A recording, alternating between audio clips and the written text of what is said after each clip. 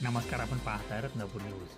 कर्तव्यनिष्ठ मुख्याध्यापक विकास देशमुख यांचा शिरसाळ येथे सेवापूर्ती गौरव सोहळा उत्साहात. जिल्हा परिषद शाळा शिरसाळचे कर्तव्यनिष्ठ मुख्याध्यापक विकास देशमुख हे 36 वर्षाच्या प्रदीर्घ शासकीय सेवेनंतर 30 जून रोजी सेवानिवृत्त झाले.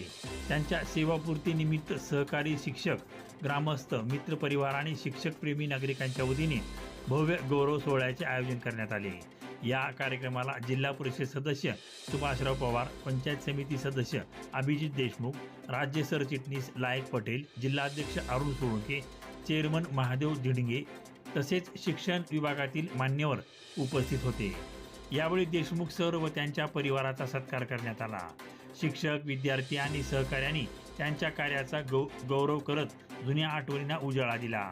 भातांबळी, बाबळगाव, धनेगाव आणि शिरसाळ येथील त्यांच्या शैक्षणिक योगदानाचा विशेष उल्लेख करण्यात आला.